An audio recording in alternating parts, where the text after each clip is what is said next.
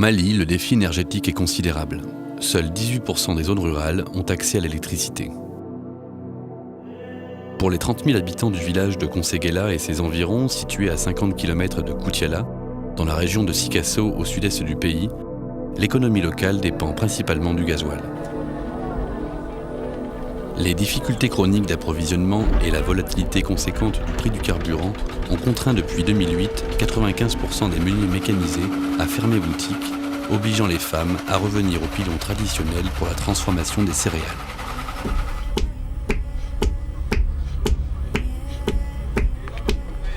La population doit également composer avec les effets du changement climatique qui affectent toute la région subsaharienne. Notre organisation est une coopérative. Nous sommes 17 membres. Actuellement, nous faisons la transformation de la pâte d'arachide. Avant, on cultivait l'arachide nous-mêmes. Mais la saison des pluies est moins bonne qu'autrefois. Et maintenant, on doit acheter l'arachide.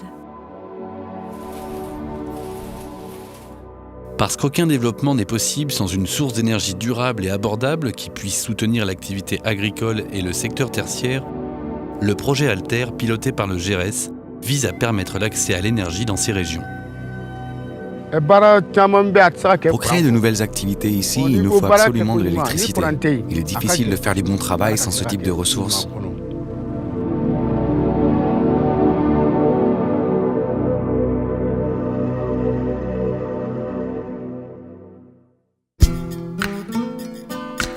Pour répondre à cette problématique, le GERES, implanté depuis 2007 au sud du Mali, a décidé, en partenariat avec la commune de Conseguela, de créer une zone d'activité électrifiée dite ZAE, alimentée à 100% par des énergies renouvelables. Ce site a été dimensionné de sorte que les activités qui seront menées bénéficieront de courants de qualité via l'installation d'un champ solaire soutenu par un groupe électrogène qui a été adapté par nous, les techniciens sur place, pour que ça puisse fonctionner avec l'huile de fourgère. Donc c'est de l'énergie produite localement. Tout est renouvelable. Situé à l'entrée du village, ce bâtiment bioclimatique accueillera donc à terme une quinzaine de petites entreprises qui dispenseront à la population de nouveaux produits et services jusqu'ici difficilement accessibles. La présence de la ZAE va permettre le développement d'un grand nombre d'activités au service de toute la population. La ZAE est donc une réponse concrète aux besoins de la population locale qui dépend jusqu'à maintenant de la ville électrifiée la plus proche, à savoir Koutiala, située en saison sèche, à 1 heure de piste pour un véhicule motorisé. Au quotidien, nombreux sont les services qui manquent aux villageois. Tout ce qui a été ciblé sur cette zone, c'est une réponse aux soucis de la population de Conseguela. Et c'est quelque chose qu'on voit, parce qu'on parle de boulangerie, de congélateur, on voit que vraiment, de nos jours, le pain quitte à 50 km pour venir à Conseguela, la glace quitte à 50 km pour venir à Conseguela. Je pense que si c'est quelque chose qui se fait sur place, la ZAE, c'est quelque chose qui va bien fonctionner et qui va durer dans le temps.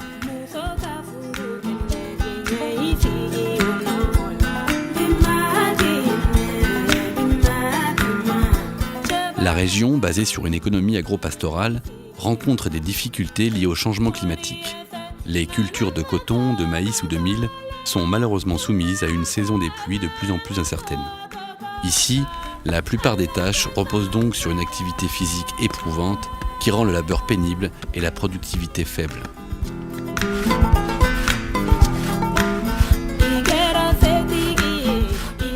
Mais comme souvent, en Afrique de l'Ouest, rien n'est insurmontable. Les villageois s'adaptent et s'organisent avec les moyens dont ils disposent, comme par exemple le marché hebdomadaire qui concentre un grand nombre d'activités de service.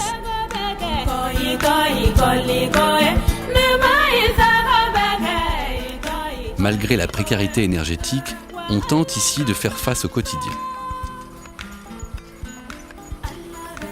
Certains commerçants font de leur mieux pour fournir aux villageois les services de première nécessité, même si bien souvent, un panneau photovoltaïque ou un vieux groupe électrogène ne suffisent à soutenir que trop peu d'activités économiques.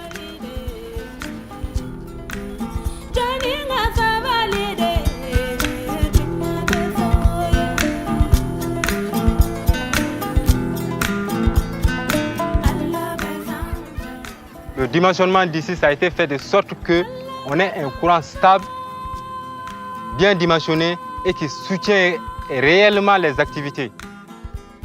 Très vite, en effet, la ZAE a suscité un grand intérêt de la part de la population locale. Rassurés par la fiabilité des bâtiments et l'efficacité du dispositif technique, plusieurs acteurs ont été identifiés et soutenus dans la concrétisation de leur projet d'implantation.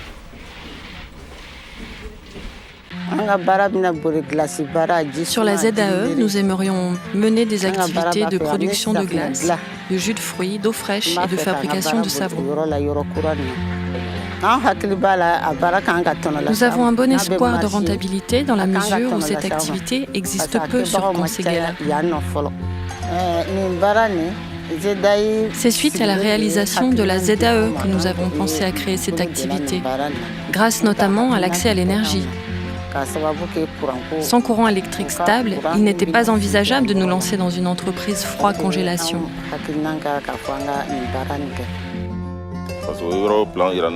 Les plans du bâtiment et les coûts de location m'ont convaincu. Il me paraissait dès lors très intéressant de monter ma boulangerie dans la ZAE. En plus du coût avantageux de location du local, ce qui a motivé ma décision et qui m'a rassuré, c'est l'accès à l'énergie produite sur place grâce aux panneaux solaires et au groupe électrogène. Au-delà de l'aspect énergétique, la réflexion autour de la ZAE a impliqué la collectivité, l'association voûte nubienne et l'ONG locale Ahmed. Principalement réalisé en matériaux locaux, l'édifice offrira de bonnes conditions pour travailler et notamment de la fraîcheur. La technique de la voûte nubienne, c'est quelque chose à quoi moi vraiment je crois aujourd'hui. Avec le système bioclimatique qu'il fait, parce que vraiment quand tu rentres dans ces bâtiments, tu vois que vraiment tu sens directement le changement de climat, quoi. Donc ça m'a vraiment impressionné. L'électrification de la zone d'activité s'appuie sur un mix énergétique 100% local et renouvelable, à savoir le soleil valorisé grâce aux panneaux photovoltaïques et l'huile végétale pure produite à partir des graines de jatropha. L'unité de pressage, d'ores et déjà installée sur place, permet de disposer d'un carburant local pour le groupe électrogène en lieu et place du gasoil, mais aussi de fournir cette huile aux meuniers villageois. Cette solution technique a rapidement séduit les producteurs impliqués dans la filière du jatropha. Nous, producteurs, nous trouvons un intérêt par la relation commerciale que nous allons entretenir avec la ZAE, à savoir la vente de nos graines de jatropha, qui seront transformées sur place, et la possibilité d'acheter l'huile ainsi produite pour faire fonctionner nos moteurs. Nous pourrons également acheter des sédiments de jatropha pour faire du savon, ainsi que du tourteau pour fertiliser nos cultures. En plus, la présence d'activités artisanales électrifiées nous évitera de longs et coûteux déplacements jusqu'à Koutiala. C'est donc pour nous une véritable opportunité. Grâce à l'accès à une énergie durable, la zone enclavée de Conseguela a désormais un outil concret et efficace pour soutenir l'économie locale et lutter contre la pauvreté. Cette initiative a rencontré l'adhésion d'un certain nombre de partenaires comme l'AMADER, l'Agence malienne pour le développement de l'énergie domestique et l'électrification rurale, qui, comme son nom l'indique, œuvre quotidiennement dans ce sens. Ce que j'en pense, c'est que c'est une expérimentation très intéressante qui va beaucoup relancer les activités au niveau des villages et des différentes localités. L'acquisition même d'une énergie non polluante déjà au niveau de la commune de Conseguela va permettre aux femmes de réduire leur temps de travail et d'augmenter leurs revenus au sein de la famille, ce qui va forcément aider aussi le chef de famille.